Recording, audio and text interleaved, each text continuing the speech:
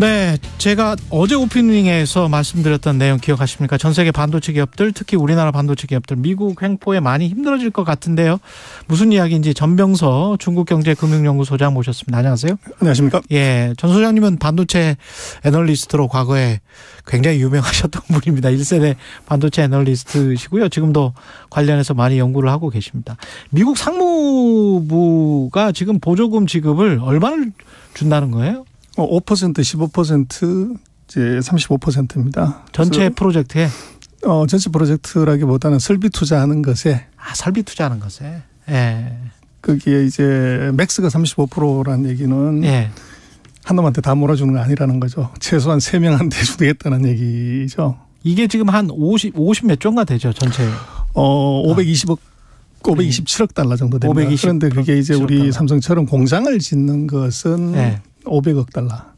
그러면 삼성전자 예를 들어서 우리 삼성전자가 받게 되는 보조금은 어느 정도 될까요? 그래서 뭐 우리가 170억 불 투자한다고 계획을 잡고 있는데 네. 그거를 이제 예를 들어서 5%를 받는다고 하면은 한 1조 1천억? 1조 1천억? 8% 받는다고 그러면 한 3조 4천. 그리고 이제 정말로 맥스로 뭐 35%를 받는다고 그러면 이건 한 8조 정도 받는 거죠. 다른 기업들에게는 모르겠습니다만 현금을 그렇게 많이 가지고 있는 삼성전자 입장에서는 이게 큰 돈입니까? 작은 돈입니까? 최근 3년간의 삼성전자의 평균 뭐 영업이익 순이익이 한 40조에서 44조 돼요. 그렇죠. 그러면 순이익에 한 1조 1천억 받는다 그러면 2.6%? 뭐 이제 15% 정도를 받는다고 하면 뭐 대략 한 8% 정도? 8%. 근데 그건 이제 일회성이죠. 그렇죠. 근데 이게 이제 뭐 한꺼번에 다 받는 게 아니라 이게 아까 우리가 뭐 1조 3조를 얘기를 하지만 이게 실링도 있지만 1년에 이제 직접 투자 같은 경우는 50억 불씩 주는 거예요. 그래서 예를 들면 우리 삼성이 투자를 좀 적게 했을 때 인텔이나 마이크론이 더 투자해버리면 얘들이 가져가는 거죠. 그렇게 되는 거군요. 그래서 실링이 있기 때문에 그 안에서 갈라먹기라는 얘기죠. 그 안에서 갈라먹기를 하는 그렇습니다. 거네. 그래서 지금 170억 불에 대해서 아까 제가 말씀드렸던 건 우리가 가장 먼저 투자해서 가장 네. 먼저 한도 소진되기 전에 다 받았다고 하면 그런 거고. 그건 얼마 안 될 수가 있군요. 그러면. 그래서 삼성전자의 뭐 순이익의 한 3% 정도라고 봐야 되겠죠. 예.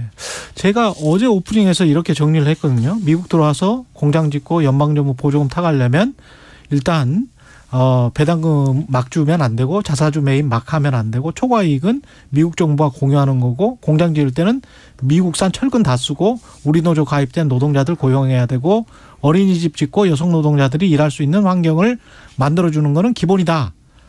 이게 지금 줄줄줄줄 외신에 나와 있는 걸 제가 소개를 해드렸는데 미국 공무원들 일 잘하는 것 같아요.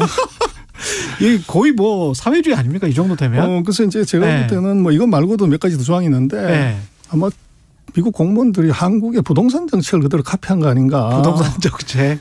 뭐 초과이익 환수해라. 뭐 예를 들면 이제 뭐 이 기부 찬압해서 공유해라. 그러네요. 그래서 이게 부동산 정책 이꼴 미국의 반도체 정책 그러는데 미국 공무원 일 잘하고 있는 거죠. 미국 입장에서는. 그렇죠. 기가 막히게 혀를 완전히 찌른 거죠. 그냥 아마 이게 공장 유치하려고 이 멍멍하게 돈 주는 거다 이렇게 생각을 하고서 사실은 접근을 많이 했는데 그게 아니라 악마가 숨어 있었죠. 디테일에.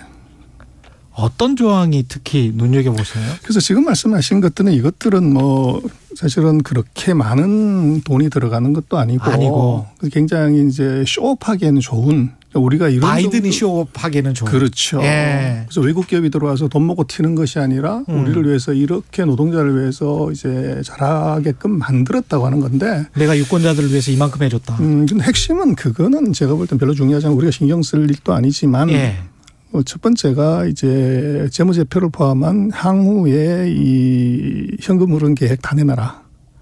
이걸 향후에 먼저 현금 흐름 계획을 다 내놔라. 그래서 이제 초과이익에 대해서 75% 이거는 서로 쉐어링 하자고 하는 게 내가 앞으로 예를 들어서 5년 동안 얼마를 벌겠다. 이거를 내놓고 그것보다도 이익이 더 나는 것에 대해서는 이제 미국 정부하고 공유를 해야 된다.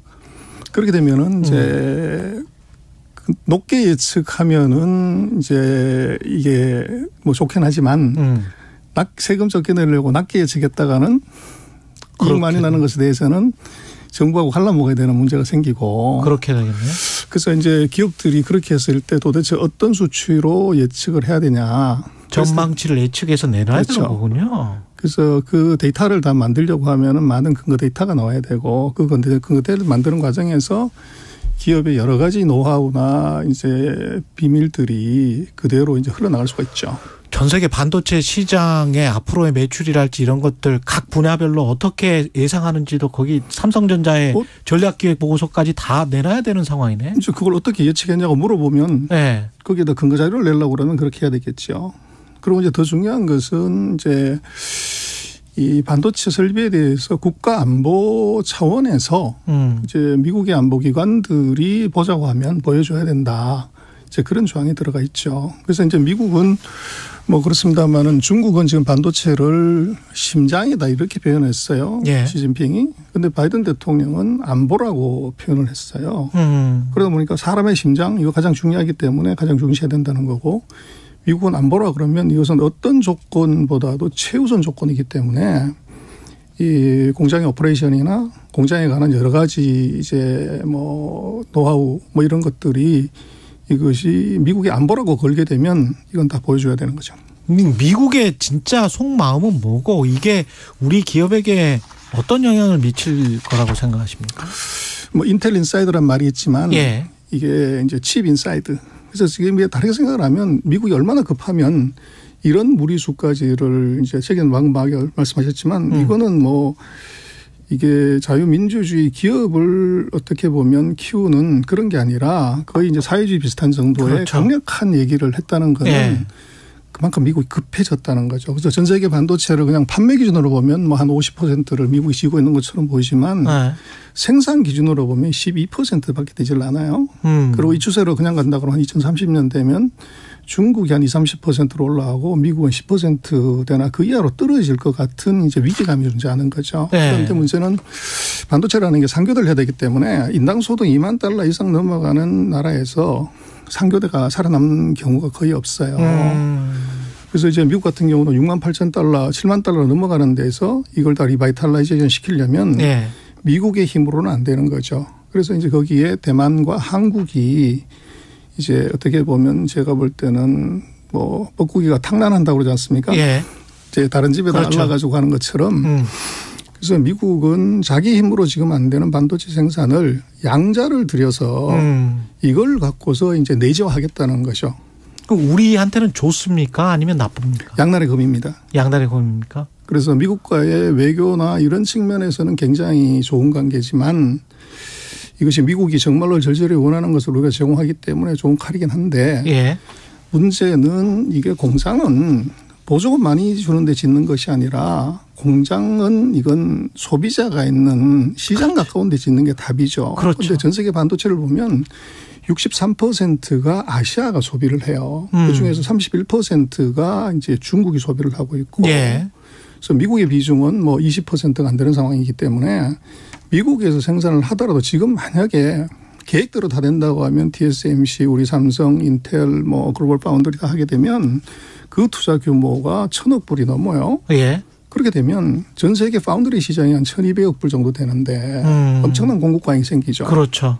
그리고 이제 다른 이제 메모리까지 포함한다고 하면 결국은 미국에서 만들어서 다시 아시아로 가져와야 되는 팔려고 하면. 근데 아시아로 가져오는 거는 또 막을 거 아니에요. 중국에다가는 못 팔게 하는 거 아닙니까? 이제 이런 조치가 정말로 그대로 간다고 하면 전 세계 반도체 시장은 정말 계획대로 모든 반도체사가 다 투자하고 미국이 확실하게 중국을 완전히 봉쇄한다고 하면 전 세계 반도체 시장은 장기간 오버캐패시티 공급 과잉에 빠질 수밖에 없죠. 구조적으로. 그러면 메모리 칩 가격은 계속 내려갈 수밖에 없는 거네요. 내려갈 수도 있는데 근데 메모리는 약간 다르게 봐야 되는 것이 지금 이제 한국의 삼성이 세계 시장이 한 50%, 뭐 이제 우리 하이닉스가 한 25, 마이크론이 한 20 정도 가는 예전에는 반도체 시장이 한 20몇 개가 되는 과점 시장이었다. 지금은 세 놈의 그 완전 경쟁 시장이 과점 시장이에요. 예. 그래서 뭐 조금 묘하긴 하지만 이 세 개 회사가 합의를 보면 생산 캐파를 각각 한 20%씩 줄여버린다. 예. 그러면 60% 떨어진 반도체 가격이 몇 배가 바로 튈 수가 있어요. 예. 그래서 생산량 2배 늘려가지고 매출액 2배 올리는 것보다도 생산 캐파를 20% 줄여가지고 단가를 2배 올려버리면 이게 수입은 똑같죠. 그래서 그럴 수 있는 가능성이 지금 메모리는 그게 있어요. 그래서 지금 뭐 많은 걱정이 이제 반도체 가격 떨어지는 거, 디램 가격 떨어지는 것 때문에 뭐 고민도 많이 하지만 제가 볼 때는 지금 삼성의 전략은 아까 말씀하신 캐시플로우가 아직 여유가 있는 삼성의 설비 투자 확장 전략은 이건 3등 주기기다. 3중 주기기다. 3등 주기기다. 3등 주기기. 그래서 반도체는 생산량이 2배가 되면 원가가 33% 정도 떨어지는 러닝커브 이것도 작용하는데요. 예를 들어서 100개를 만드는 회사하고 200개를 만드는 회사의 원가 차이가 이 200개 만드는 사람은 66이 되고 100개 만드는 사람은 이제 100이 되는 거죠. 그런데 400개를 만드는 쪽은 33이 되는 겁니다. 와, 툭툭 떨어지는 거죠. 그래서 이제 가격이 예를 들어서 그 캐파가 2배가 되는 놈은 가격이 30% 정도 떨어지더라도 BEP인데 그걸 캐파를 못 맞추는 쪽은 30 계속 손실을 보는 거죠. 손익분기점 이하로 계속 그렇습니다. 내려가서. 그래서 만약에 지금 같은 추세가 그대로 지속이 된다고 하면 삼성은 BEP를 유지하지만 3등하는 마이크로는 계속적인 적자가 나게 되면 설비 투자를 할 수가 없죠. 그러니까 삼성의 전략은 그건데 미국의 생각은 다를 거 아닙니까? 그런데 이제 미국은 문제는 마이크론 이외에 그 삼성을 이길 만한 메모리에서는 대항마가 없다는 거죠. 아, 그런 대항마는 없다. 그래서 지금 디램 가격에 반전을 시키려면 제가 볼 때는 삼성과 하이닉스가 생산량을 20%만 축소하면 가동 줄이면 바로 반도체 가격은 반등합니다. 그래서 반도체 가격 지금 메모리 가격 이니셔티브는 미국이나 미국 정부가 지고 있는 것이 아니라 삼성이 지고 있다. 메모리 반도체 관련해서 말씀하셨는데 1분밖에 안 남아서 중요한 시간인데요. 미국이 중국을 지금 견제를 하려고 하는 건데 그러면서 우리와 대만을 쓰려고 하는 거 아닙니까 사실은. 그렇습니다. 근데 그 쓰다가 날이 달아버릴 수도 있는 거 아니에요? 우리 날이?